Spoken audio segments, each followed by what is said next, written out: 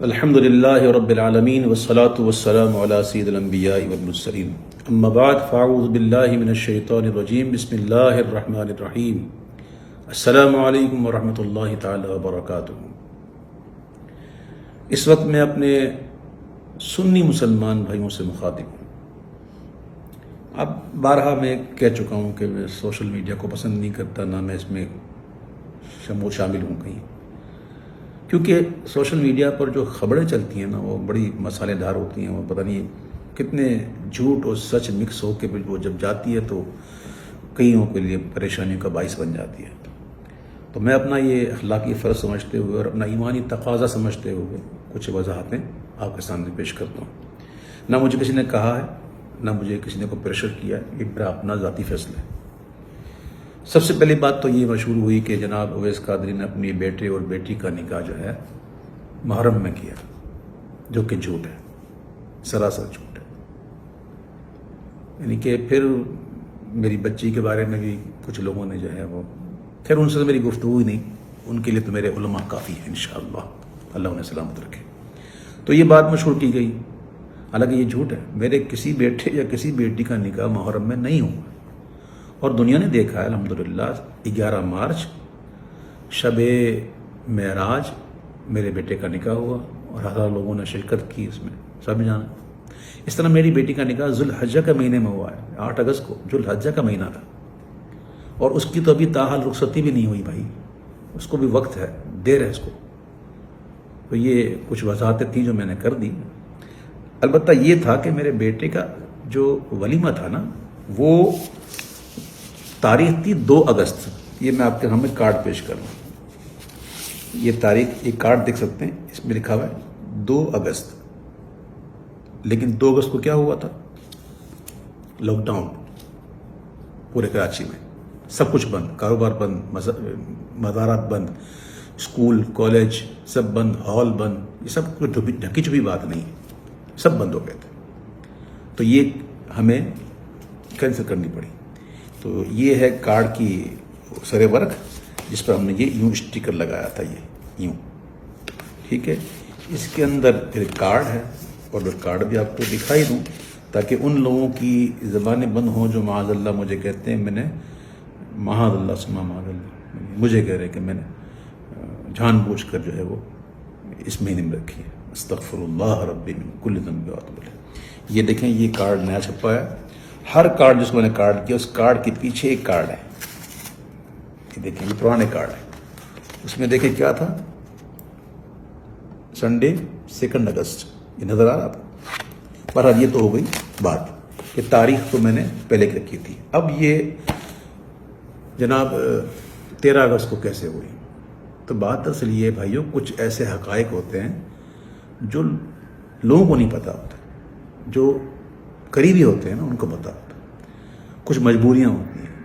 اب لوگ کہیں گے کیا مجبوریاں ہوتی ہیں؟ تو میرے بھائیوں، میں اس موقع پہ یہ دعا کروں گا کہ اللہ تعالیٰ آپ کو ایسی مجبوریوں سے بچائے، کسی کے ساتھ بھی ہو سکتا ہے، کسی کے ساتھ بھی ہو سکتا ہے۔ میں الحمدللہ جانتا ہوں کہ وہ کام جو اگرچہ جائز ہو لیکن فتنے کا باعث بنے تو اس سے بچنا ہی احوط ہے، میں جانتا ہوں۔ اور میں یہ بھی جانتا ہوں کہ یہ مہینہ کون سا ہے، اس مہینے میں کیا ہونا چاہیے۔ یہ جو کچھ میں نے کیا ہے، یہ کوئی مستحسن سمجھ کے نہیں کیا ہے، یہ ایک اضطراری کیفیت تھی، اضطراری حالت تھی، اختیاری حالت نہ تھی۔ لاک ڈاؤن ہوا، لاک ڈاؤن کے بعد بھی، عاشورے کے بعد بھی کوئی یقینی صورتحال تو تھی نہیں اس کی۔ اور ہال کا پتہ آپ کو کیا معاملہ ہوتا ہے کہ وہ ہال جو ہے وہ تاریخوں پر چلتے ہیں، تاریخیں ہیں ہی نہیں، تو کیا کرے بندہ۔ تو وہ پھر مہمان آئے ہوئے ہوتے ہیں، کئی باہر ممالک سے آئے ہوتے ہیں، جن کے جانے کا مسئلہ ہوتا ہے، جن کی ٹکٹوں کا مسئلہ ہوتا ہے۔ اور آج کل جانتے ہیں آپ، یہ جو ٹریول کا معاملہ کیسا الجھا ہوا ہے، سیٹیں کہاں ملتی ہیں، کس طرح ملتی ہیں، بڑے معاملات ہوتے ہیں۔ تو یہ ایک ایسی کیفیت میں یہ کی گئی ہے۔ اس کے باوجود الحمدللہ، یہ میں بتاؤں الحمدللہ کہ ہمارے یہاں، میرے یہاں الحمدللہ شادی میں گانے باجے، ناچ ڈانس پارٹیاں یہ نہیں ہوتی، چاہے محرم ہو یا نہ ہو۔ الحمدللہ میں امیر اہل سنت مولانا محمد الیاس عطار قادری کا تربیت یافتہ ہوں، ان کی صحبت میں رہ چکا ہوں، اللہ کا شکر ہے۔ ہمارے یہاں یہ چیزیں نہیں ہوتی۔ ہماری دھوم دھام تو بس یہی ہے حضور کا ذکر، اللہ کے محبوب کا ذکر۔ تو میں نے اپنے بیٹے کے ولیمے کو برائے ایصال ثواب امام علی مقام شہداء کربلا میں نے منسوب کیا اور ان کے نام کا لنگر مہمانوں کو کھلایا۔ اب ذرا یہ بھی دیکھ لیں کہ جو تقریب میں ولیمہ تھی وہ کیسی تھی، جس کے گواہ کراچی کے مستند بڑے بڑے مفتیان کرام، بڑے بڑے علماء کرام، بڑے بڑے سرا حضرات اور دیگر مسلمان موجود تھے جو اس بات کی گواہی دیتے ہیں، اور گواہی دی ہے انہوں نے کہ ایسا ولیمہ ہم نے کبھی زندگی میں نہیں دیکھا کہ جس میں ایسی نعتیں پڑھی جائیں اور ایسے مناقب پڑھے جائیں امام علی مقام کے۔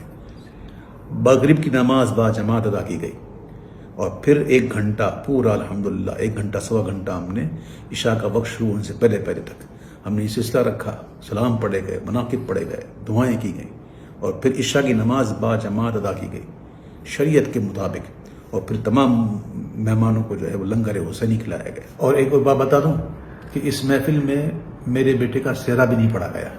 بہرحال جو میری ایک وضاحت تھی جو میں سمجھتا ہوں انشاءاللہ آپ لوگ ضرور سمجھیں گے، اور مسلمان کو آپس میں محبت کرنا چاہیے۔ اس کے علاوہ سوشل میڈیا پر کچھ چاہنے والوں نے میری حمایت میں جو ہے وہ بڑے بڑے دلائل پیش کر دیے، یہ کر دیے، وہ کر دیے۔ تو بھائی میں یہاں جائز ناجائز کی تو بات کرنا ہی نہیں بیٹھا، نہ مجھے اس میں الجھنا ہے۔ بس میں یہ سمجھتا ہوں کہ ماہ محرم میں یہ ایسی تقریب جو ہیں شادیوں کی یہ مناسب ہی نہیں، لیکن کچھ مجبوریاں انسان کی ہو جاتی ہیں۔ ہر سنی کا دل امام علی مقام کی محبت سے لبریز ہے، اور کربلا میں جو ان کے ساتھ ظلم و ستم ہوا اس پر دل مغموم ہے، اور یہ دل مغموم صرف محرم میں ہی نہیں ہوتا، یہ جب بھی ان کی یاد آ جائے۔ کیا آپ نے نہیں دیکھی کبھی محفل میں میں منقب پڑھتے پڑھتے کیا مجھ پر دقت نہیں ہوتی؟ وہ کون سا محرم ہوتا ہے؟ تو بہرحال الحمدللہ اللہ کا شکر ہے کہ ہمارے دل میں ان کی محبت ہے۔ سید اعلیٰ حضرت کہتے ہیں کہ جس کے دل میں غم نہ ہو نا ان کا، تو اس کو یہ غم ہونا چاہیے کہ غم ہے کیوں نہیں۔ تو اللہ کا شکر ہے کہ ہم اس ماحول میں پلے بڑے ہیں جہاں الحمدللہ اہل بیت کی محبت لائی جاتی ہے۔ تو میں عرض کر رہا تھا کہ میرے کئی سنی بھائیوں نے جو ہے ماشاءاللہ محبت میں آ کر بڑی معاملات کیے، تو میں ان سے ہاتھ جوڑ کر عرض کرتا ہوں کہ برائے مدینہ کسی قسم کی اس قسم کی کوئی تقریر یا کوئی آپ نہ کریں، آپ کی بڑی مہربانی۔ میں سادات کا ایک ادنا غلام ہوں، میں ان کے در کا ادنا فقیر ہوں، میری اپنی کوئی عزت نہیں، میں ایک ذلیل انسان ہوں، میری جتنی عزتیں ہیں سب ان کے نالین کے صدقے میں، حضور کے نالین کے صدقے میں۔ تو سادات کرام یقیناً اس قسم کی جو بناوٹی خبریں سن کر ان کے دل پر تو ناگوار گزرا ہوگا، اور انہوں نے جذبات میں آ کر باتیں بھی کی ہوں گی، ان کا قصور بھی نہیں ہے اس میں۔ اب میں نے حقیقت واضح کر دی، اور امید ہے انشاءاللہ یہ سادات جن گھرانے کے وارث ہیں نا، جن گھرانے کے یہ منسوب ہیں، ان کی تو گھرانے کی شان ہی درگزر کرنا ہے، تو یہ اپنے اس فقیر کو انشاءاللہ ضرور درگزر کریں گے۔ میری وجہ سے آپ کی دل آزاری ہوئی یا کسی کی بھی آزاری ہوئی تو میں ہاتھ جوڑ کے آپ سے معافی چاہتا ہوں، مجھے معاف کیجیے گا۔ میرا حال اور میرا مستقبل جو ہے، میرا جو ماضی ہے وہ آپ جانتے ہیں کہ میں کس ماحول کا پلا بڑا ہوں، الحمدللہ رب العالمین۔ تو یہ کچھ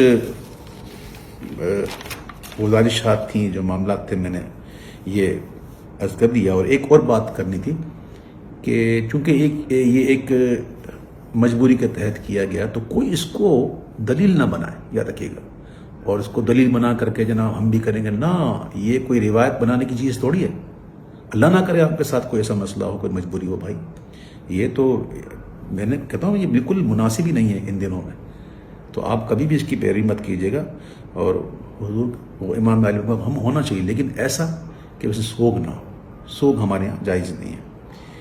میں پھر ایک بار پھر اپنے تمام ان لوگوں سے کہ جو دن کے دل جو ہے وہ دل آزاری ہو جن کی، میں ان سے ایک بار پھر معذرت طلب کرتا ہوں، اور آخر میں یہ دعا کرتا ہوں کہ اللہ تعالیٰ ہمیں سرکار دو عالم صلی اللہ علیہ وسلم کی محبت میں، حب صحابہ میں اور حب اہل بیت رضوان اللہ تعالیٰ علیہم میں ہمیں جینا نصیب فرمائے، اور انہیں کی محبت میں موت نصیب فرمائے۔ اللہ تعالیٰ میری دعاؤں کو قبول فرمائے، آمین یا رب العالمین۔